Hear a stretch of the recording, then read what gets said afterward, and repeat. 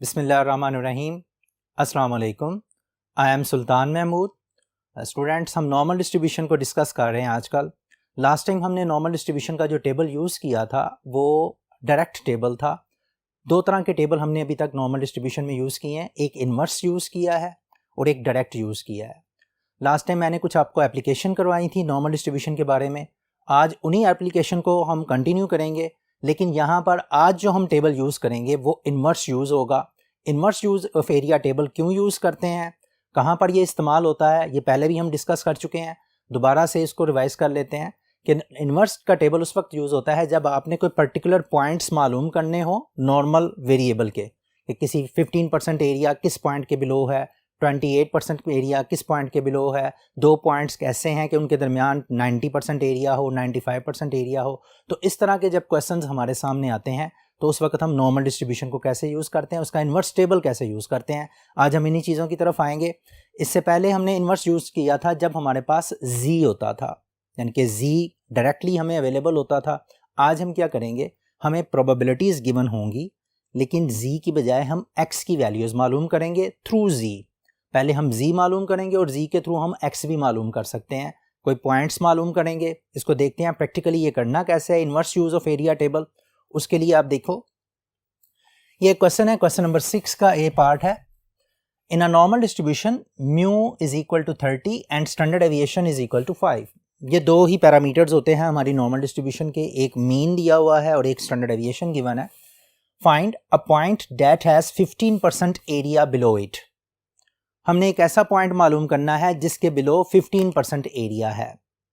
आपको मैंने पहले भी बताया था कि जो हमारे पास डायग्राम होती है ना, डायग्राम उस वक्त बड़ी इंपॉर्टेंट हो जाती है जब हमने कोई पॉइंट फाइंड आउट करना हो नॉर्मल डिस्ट्रीब्यूशन में।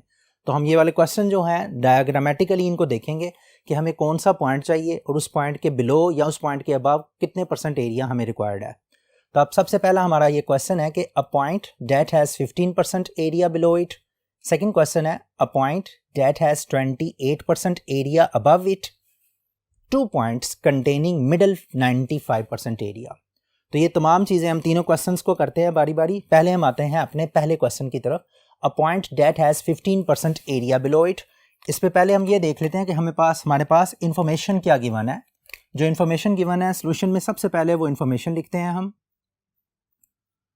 मसलन आपके पास म्यू जो गिवन है इस क्वेश्चन में, population mean that is 30, sigma आपके पास जो गिवन है वो है 5। आपको एक ऐसा पॉइंट चाहिए जिसके बिलो 15% एरिया हो। दूसरे लफ्जों में फर्ज कर लेते हैं कि ये हमारी नॉर्मल डिस्ट्रीब्यूशन है, ये इसकी डायग्राम है जी। अब हमने करना ये है कि इस नॉर्मल डिस्ट्रीब्यूशन के बिलो 15% एरिया, अब फर्ज करें ये वाला वो पॉइंट है जिसके बिलो 50% एरिया। फर्ज करें मैं ये अगर लिखता हूं तो this is the point below which 50% area fall, क्योंकि मुझे पता है कि हम पहले ये काम कर चुके हैं कि आपके पास ये जो मिडल पे पॉइंट होता है इसके इधर भी 50% एरिया होता है और 50% एरिया इधर होता है। हमें एक ऐसा पॉइंट चाहिए कि जिसके बिलो 15% एरिया हो। ऑब्वियसली वो पॉइंट जो है वो यहाँ पर फॉल करता है। सपोज हम ये सपोज कर लेते हैं कि वो पॉइंट हमारे पास इधर है। अब इस पॉइंट के बिलो जो है वो आप 15% एरिया है, ये हम अज्यूम कर रहे हैं। ये दूसरे लफ्जों में आप कह लें कि 15% एरिया जो है वो इस पॉइंट के बिलो है। सपोज मैं इस पॉइंट का नाम जो है वो ए रख लेता हूँ। A is the point below which 15% area fall. अब अगर मैं 15% एरिया के मुताबिक अपनी प्रोबेबिलिटी स्टेटमेंट बनाऊं तो प्रोबेबिलिटी स्टेटमेंट कुछ ऐसे बनती है, probability of x less than a is equal to 15%, या 15% को अगर प्रोबेबिलिटी की सेंस में लिखें तो दैट विल बी 0.15, यानी कि 15% को प्रोबेबिलिटी की सेंस में लिखकर हम ये वाली प्रोबेबिलिटी स्टेटमेंट कंप्लीट कर सकते हैं। अब बेसिकली अब मुझे ये ए चाहिए कि जिसके बिलो 15% एरिया है। इसी एरिया को हम इस तरह भी लिख सकते हैं प्रोबेबिलिटी स्टेटमेंट को। अब चूंकि पहले ये होता था कि हमारे पास जी की वैल्यू डायरेक्टली अवेलेबल होती थी, हमने जब पहले inverse use of area table किया तो उसमें मैं इन टर्म्स ऑफ जी लिखता था, यहाँ पर जी होता था और फिर उसके मुताबिक जो है वो मैं अपना नॉर्मल डिस्ट्रीब्यूशन को वो क्वेश्चन सोल्व जी की वैल्यू निकाल लेते थे। लेकिन इस केस में हमें एक्स की वैल्यू निकालनी है। क्यों एक्स की वैल्यू निकालनी है? क्योंकि हमारे पास म्यू और सिग्मा अवेलेबल है। पहले हमारे पास ये डायरेक्टली डिफाइंड होता था कि जो आपकी नॉर्मल डिस्ट्रीब्यूशन है वो स्टैंडर्ड नॉर्मल डिस्ट्रीब्यूशन है, जिसमें z का जो नॉर्मल डिस्ट्रीब्यूटर है वो मीन 1 होता है और उसकी स्टैंडर्ड डेविएशन 0 होती थी। लेकिन यहाँ पर ऐसा केस नहीं है, यहाँ पर चूंकि मीन की भी वो वैल्यू है और स्टैंडर्ड डेविएशन की भी वैल्यू है, ये अलग-अलग से वैल्यू दी हुई है, इसलिए हमें यहाँ पर x के मुताबिक अपनी प्रोबेबिलिटी स्टेटमेंट बनानी है। जब z के मुताबिक प्रोबेबिलिटी स्टेटमेंट बनाएंगे या उस वक्त ये होगा कि आपके पास आपको बकायदा ये स्टेटमेंट में बताएगा कि distribution is standard normal random variable, distribution में स्टैंडर्ड नॉर्मल रैंडम वेरिएबल है, इसलिए उसका मीन 0 और स्टैंडर्ड डेविएशन 1। लेकिन यहाँ पर अगर मीन और स्टैंडर्ड डेविएशन गिवन हो तो उस वक्त आपने x से रिलेटेड प्रोबेबिलिटी स्टेटमेंट को कंप्लीट करना है। अब यहाँ पर आप देखें x की वैल्यू फाइंड आउट करने के लिए आप यहाँ पर यू लिख सकते हैं x minus mu over sigma is less than, a को भी इसी तरह से लिख सकते हैं a माइनस म्यू की वैल्यू जो है वो आप यहाँ से ले सकते हैं, म्यू इज इक्वल टू 30 है, सिग्मा इक्वल्स 5 है, इज इक्वल टू 0.15 ये आ जाएगा। अब आप देखें आपका ये वाला जो पूरा पोर्शन है ये z के इक्वल है, standard normal variable x minus mu divided by sigma, तो स्टैंडर्ड नॉर्मल वेरिएबल जो है ये तो आ जाएगा z is less than a minus 30 over 5 is equal to 0.15। अब आप देखो यहाँ पर आप देखो ये वाली जो जी है z इज लेस देन जो भी नंबर हो हम उसको 5 की शक्ल में लिख लेते हैं। हमारा पहला थ्योरम जो है जो टेबल देखने के लिए हमने यूज़ किया हुआ है, फर्स्ट थ्योरम ये है वो आपके पास, मैं दोबारा से आपकी रिवीजन के लिए वो बात लिख रहा हूँ कि probability of z less than equal to a is equal to 5 of a के इक्वल होता है, आपको याद होगा, यानी कि जो भी यहाँ पर होगा z के इधर वो 5 की शक्ल में आ जाएगा और हम ये डायरेक्टली टेबल से देख सकते हैं। यहाँ पर अभी आप देखें बुनियादी तौर पर वही है, probability of z is less than a minus 30 over 5, तो इसको मैं इस तरह से लिख सकता हूँ 5 of a minus 30 over 5 is equal to 0.15। अब बिल्कुल वैसे ही आप कर सकते हैं, a माइनस 30 को इस तरह भी लिख सकते हैं, दिस इम्प्लाइज, अब a माइनस 30 डिवाइडेड बाय 5 इधर ही रहने दें, इज इक्वल टू ये वाला 5 जो है इस साइड पे जाकर 5 इनवर्स में चेंज हो जाएगा, 5 इनवर्स ऑफ 0.15 ये आ जाएगा। अब आप देखें यहाँ पर मैं a की वैल्यू इजीली निकाल सकता हूँ, 5 इनवर्स 0.15 इनवर्स टेबल में से आपने 5 इनवर्स 0.15 की वैल्यू को लोकेट कर लेना है। वो वैल्यू जो है आपकी टेबल वैल्यू जो है वो इस तरह से आएगी -1.0364 minus 1.0364 a minus 30 divided by 5। अब इसको आप अल्जेब्रिकली मैनिपुलेट करके a की वैल्यू फाइंड आउट कर सकते हैं। आप क्या करें, 5 को इधर मल्टीप्लाई कर देंगे और 30 इसमें ऐड कर देंगे, आपके पास a की वैल्यू आ जाएगी। क्वाइट सिंपल, आप a की वैल्यू फाइंड आउट करना चाहते हैं तो a will be equal to, देखिए ज़रा, -1.0364, ये 5 इस साइड पे जाएगा तो मल्टीप्लाई हो जाएगा, ये -30 दूसरी साइड पे जाएगा तो +30 में चेंज हो जाएगा। आपके पास क्या आ जाएगा, यहाँ पर आप इसको कैलकुलेट कर सकते हैं। a की वैल्यू फाइंड आउट करने के लिए आप क्या करेंगे, इसको मल्टीप्लाई कर दें, -1.0364 मल्टीप्लाइड बाय 5 प्लस 30, आपका आंसर आ जाएगा 24.818। आप इसको 24.82 भी लिख सकते हैं, 24.818, या इसको अप्रोक्सीमेट कर लें 24.82।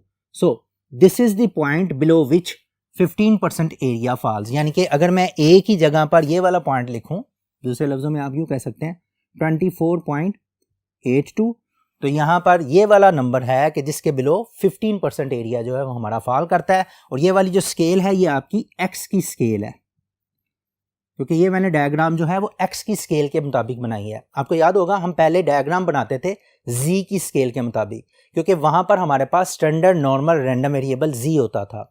यहाँ पर चूंकि हमारे पास म्यू और सिग्मा अवेलेबल है 0 और 1 के अलावा, तो इसलिए मैंने ये जो स्केल बनाई है, डायग्राम भी जो बनाई है वो मैंने x की स्केल के मुताबिक बनाई है। ये हमारा वो रिक्वायर्ड नंबर आ जाएगा जिसके बिलो 15% एरिया है। हमारा सेकंड क्वेश्चन जो है वो क्या है कि जी a point that has 28% area above it. इसके लिए हम सेकंड बोर्ड पे चलते हैं जी स्टूडेंट्स। हमारा सेकंड पार्ट के लिए कि ऐसा एक हमें पॉइंट चाहिए जिसके अबव 28% एरिया फॉल करे। आप इसको भी डायग्रामेटिकली चेक कर सकते हैं कि 28% एरिया कैसे हमारा बन सकता है। फर्ज करेंगे आपके पास ये डायग्राम है, फिगर से चीज़ें जो हैं वो ज़रा क्लियरली आपके जहन में बैठ जाएंगी। ये वाला, यहाँ पर ये भी चीज़ याद रखनी है कि ये एक्स स्केल है। अब हमारे पास जो है हमें एक ऐसा पॉइंट चाहिए जिसके अबव 28% एरिया हो। मसलन ये वाला तो वो पॉइंट है ना, फ़र्ज़ कर लेते हैं कि अगर ये पॉइंट है तो इसके अबव तो 50% एरिया है। तो जब मैं इस पॉइंट से आगे चलूँगा तो यहाँ पर फ़र्ज़ कर लेते हैं वो वाला पॉइंट है कि जो आपका रिक्वायर्ड पॉइंट है जिसके अबव 28% एरिया, यानी कि ये एरिया जो है वो 28% एरिया है। This is my 28% area. ये बाकी 22% रह जाएगा क्योंकि टोटल 50% होता है। आपको ये देखना है कि ये 28% है। इसके लिए फ़र्ज़ कर लेते हैं कि इस पॉइंट का नाम मैं बी रख लेता हूँ। ये मेरी रिक्वायरमेंट है कि बी आप कैसे फाइंड आउट करेंगे। सो ये पॉइंट बी हमने फाइंड आउट करना है। हमने डायग्राम के ज़रिए इसको पहले शो कर लिया। अब इसके बाद हम इसको प्रोबेबिलिटी स्टेटमेंट बनाते हैं। तो प्रोबेबिलिटी स्टेटमेंट के लिए प्रोबेबिलिटी ऑफ एक्स, यहाँ पर आपके पास greater than B is equal to 0.28। Percentage को मैंने 0.28 की शक्ल में लिख दिया है। अब इसको भी दोबारा से हम जी में चेंज करके उसके मुताबिक कन्वर्ट कर सकते हैं जैसे हमने पहले किया है। Probability of x minus mu over sigma is greater than b minus mean की वैल्यू जो है वो आपके पास है 30 और सिग्मा की वैल्यू जो है वो आपके पास है 5। मीन और सिग्मा की वैल्यू जो है हमने फर्स्ट पार्ट में देखी है। मीन की वैल्यू 30 थी और सिग्मा की वैल्यू जो थी वो 5 थी। अब आप देखें यहाँ पर देखो दोबारा से यही probability statement, probability of Z greater than, यहाँ पर क्या आ गया Z, b minus 30 divided by 5। अब इसमें सेकंड थ्योरम आपका यूज होगा। मैं सेकंड थ्योरम को दोबारा से आपके ज़हन में लाने के लिए लिख रहा हूँ। Probability of z is greater than equal to a is equal to 1 minus 5 of a। इसका मतलब है कि जब z ग्रेटर देन के लिए हो, जैसे ये ग्रेटर देन के लिए है, तो ये क्या आ जाएगा 1 minus 5 of b minus 30 divided by 5। ये इक्वलिटी 0.28 साथ साथ चल रही है। ठीक हो गया। अब आप देखें आपके पास जो है इसकी वैल्यू आपको चाहिए फाई इनवर्स के लिए, लेकिन पहले इस 1 को आपने ट्रीट करना है। आप क्या करें, माइनस को इस साइड पे ले जाएंगे, प्लस हो जाएगा। 0.28 को इस साइड पे ले आए, माइनस हो जाएगा। दूसरे लफ्ज़ों में यूं लिखने लगा हूं 1 minus 0.28 is equal to 5 of b minus 30 divided by 5। Quite simple. Minus है उधर प्लस कर दें और ये वाला प्लस है इस साइड पे आकर माइनस होगा। जब मैं 1 माइनस 0.28 करता हूं तो आई विल गेट 0.72। ये आ जाएगा Z 0.72 is equal to 5 b minus 30 divided by 5। अब आप देखें यहाँ पर आपको फाई इनवर्स की शक्ल में यूँ लिख सकते हैं। Phi inverse is 0.72 is equal to b minus 30 over 5।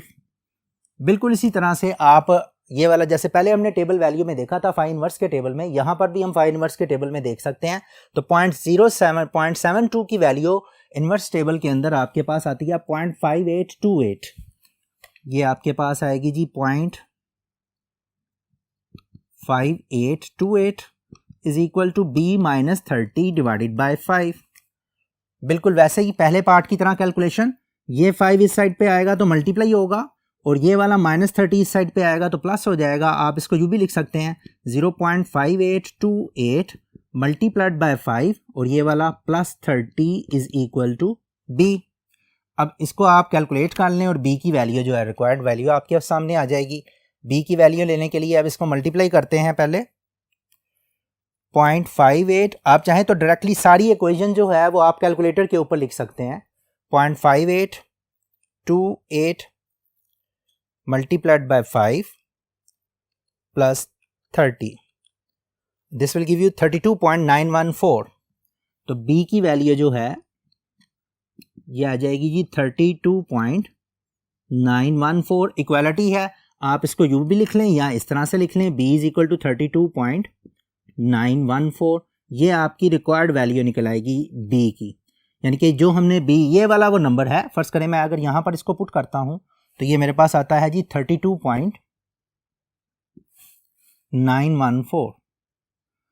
आप इसको चेक भी कर सकते हैं कि आपने जो नंबर फाइंड आउट किया है वो ठीक निकाला है कि नहीं निकाला। हमारे पास मीन की वैल्यू का हमें पता है म्यू हमारे पास किसके इक्वल है, म्यू आपका है 30, तो इसका मतलब है ये म्यू जो है इस साइड पे होता है, मिडल पे होता है 30, और हमारा नंबर जो कि इससे बड़ा है तो 32.914 ही निकलता है ना। तो हमें ये वाला भी आइडिया हो गया कि हमने जो नंबर निकाला है वो हमारा करेक्ट नंबर निकला है, क्योंकि म्यू से वो बड़ा निकला है और हमारी डायग्राम के थ्रू भी वो बड़ा ही हमें नज़र आ रहा है। तो यहाँ पर आपकी रिक्वायरमेंट आ गई कि जी ये वाला वो नंबर है जिसके अबव 28% एरिया फॉल करता है। So this is B, above which 28% area falls. हमारा तीसरा क्वेश्चन ऐसा है, दो ऐसे पॉइंट्स जिसके मिडल में 95% एरिया जो है वो फॉल करे। उसके लिए हम चलते हैं अपने तीसरे बोर्ड की तरफ। जी स्टूडेंट, 95% एरिया, दो ऐसे पॉइंट्स जिनके दरमियान में 95% एरिया फॉल करे वो हम फाइंड आउट करने लगे हैं। देखें ज़रा, इसको भी हम पहले डायग्राम के ज़रिए चेक कर लेते हैं। ले जी, ये हम पहले एक डायग्राम बना लेते हैं जिससे हमें आइडिया हो जाएगा कि दो ऐसे पॉइंट्स हमें चाहिए जिनके दरमियान 95% एरिया, मिडल 95% एरिया। फर्स्ट कर ले, एक पॉइंट यहाँ पर है और एक पॉइंट जो है वो यहाँ पर है, और इन दोनों पॉइंट्स के दरमियान जो है वो 95% एरिया फॉल कर रहा है। ठीक है, ये रहा जी 95% एरिया। फर्स्ट कर लेते हैं कि इसमें से एक पॉइंट को मैं P1 कह देता हूं और दूसरा पॉइंट जो है वो P2 है, कोई भी नाम दे सकते हैं। ये वाला पॉइंट P1 है और ये वाला पॉइंट P2 है। अब मैंने प्रोबेबिलिटी स्टेटमेंट यहाँ से बनानी है। देखें, अगर मैं 95% की बात करूँ तो मिडल 95% तो यहाँ पर कवर हो गया, बाकी आपके पास बचता है 5%, उसमें से 2.5% इधर और 2.5% इधर। चूंकि नॉर्मल डिस्ट्रीब्यूशन एक सिमेट्रिकल डिस्ट्रीब्यूशन है, तो मिडल एरिया अगर आपके पास मौजूद है तो उस मिडल एरिया के बाद जो टेल्स पे एरिया रह जाएगा वो इक्वली डिवाइड हो जाएगा। मसलन 95% अगर मिडल में एरिया है तो बाकी रह गया आपका 5%, तो 5% को अगर हम इक्वल टेल्स पे डिवाइड करें तो 5% का मतलब है 2.5% एक टेल पर और 2.5% ही दूसरी टेल पर आप वो लगाकर अपने रिक्वायरमेंट को फुलफिल कर सकते हैं। हम देखते हैं, अपनी डायग्राम को पहले कंप्लीट करते हैं। यहाँ पर आपके पास जो है ये हिस्सा 2.5% और यहाँ पर भी 2.5%। अब ये देखें, मैं अपनी प्रोबेबिलिटी स्टेटमेंट बना रहा हूँ इस P1 के हवाले से, तो जाहिर बात है जब मैं इस P1 के हवाले से प्रोबेबिलिटी स्टेटमेंट बनाता हूँ तो my probability statement should look like this. Probability of, यहाँ पर x less than P1 is equal to 2.5%। 2.5% का मतलब है 0.025। 2.5 को 100 पे डिवाइड करेंगे तो यही आएगी स्टेटमेंट आपके पास। ये P1 के मुताबिक आपकी ये वाली प्रोबेबिलिटी स्टेटमेंट बनती है।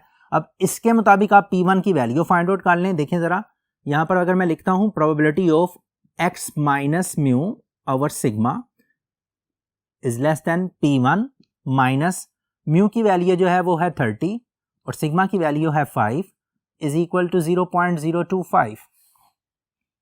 यहाँ पर अब आप देखें probability of z less than P1 minus 30 divided by 5 is equal to 0.025। Phi of P1 minus 30 divided by 5 is equal to 0.025। I think I don't have to repeat it कि मैंने ये क्या कौन सा थ्योरम अप्लाई किया है। अब इसके बाद आपके पास P1 की वैल्यू आपको चाहिए इस केस में, तो P1 की वैल्यू फाइंड आउट करने के लिए क्या करेंगे, यहाँ पर ही P1 minus 30 divided by 5 is equal to 5 inverse of 0.025। अब यहाँ पर 0.025 की वैल्यू मेरे पास मौजूद है, ये टेबल वैल्यू आप टेबल से चेक करेंगे तो -1.96 है। -1.96 यहाँ पर रख लें और P1 माइनस 30 डिवाइडेड बाय 5 क्या करेंगे, इधर मल्टीप्लाई कर देंगे 5 को और 30 इसमें ऐड कर देंगे तो P1 की वैल्यू निकल आएगी। This implies P1 is equal to, ये मैं डायरेक्टली लिख रहा हूँ, -1.96 मल्टीप्लाइड बाय 5 और plus 30। Your value of P1 will be, देखें ज़रा, इसको आप डायरेक्टली कैलकुलेटर से लिख सकते हैं, -1.96 multiplied by 5 plus 30, this will give you 20.2। 20.2 है, ये हमारे पास P1 की वैल्यू है। दूसरे लफ्ज़ों में हमारा पॉइंट ये वाला निकलता है 20.2। अब ये वाला पॉइंट P2 चाहिए। ये बात जहन में रखिएगा कि ये हम एक्स स्केल की बात कर रहे हैं, इसीलिए मैं प्रोबेबिलिटी स्टेटमेंट x के मुताबिक बनाता हूँ। पहले मैं z के मुताबिक बनाता था, अब मैं x के मुताबिक बना रहा हूँ। इसी पैटर्न पे जब मैं P2 के लिए प्रोबेबिलिटी स्टेटमेंट बनाता हूँ, इस P2 के लिए, तो P2 की प्रोबेबिलिटी स्टेटमेंट ऐसे बन सकती है, probability of x greater than P2 is equal to 0.025। एक ही बात है, 0.025। वहां पर भी एरिया जो आपका है 0.025 है, इधर लेसर का एरिया 0.025 था, उधर ग्रेटर का एरिया 0.025 है। अब यहां पर इसी को आपने वैसे ही लेकर चलना है, x minus mu our sigma is greater than P2 minus 30 over 5 is equal to 0.025। यहां पर probability of z ये आ जाएगा जी greater than P2 minus 30 over 5 is equal to 0.025। अभी देखें यही चीज जो है ग्रेटर देन वाला आप थ्योरम अप्लाई कर लेंगे तो आपके पास आ जाएगा जी 1 minus 5 of P2 minus 30 over 5 is equal to 0.025। अभी देखें ये वाला माइनस उस साइड पे जाएगा, प्लस हो जाएगा, और ये इधर आएगा तो माइनस हो जाएगा। मैं इसी स्टेटमेंट को इस तरह से लिख रहा हूँ आगे, ये यूँ समझ लें कि यहाँ से मैं फिर बात स्टार्ट कर रहा हूँ। तो यहाँ पर आपके पास जो है ये वाला 5 की वैल्यू इस साइड पे जाएगी और 0.025 जो है वो इस साइड पे आ जाएगा। तो this will give you 1 minus 0.025 is equal to 5 of P2 minus 30 divided by 5। नहीं जी, अब आप देखें यहां पर आ जाएगा 0.975 is equal to यहां से 5 of P2 minus 30 divided by 5। यहां से 5 इनवर्स की वैल्यू निकाल लें आप, 0.975 is equal to P2 minus 30 divided by 5।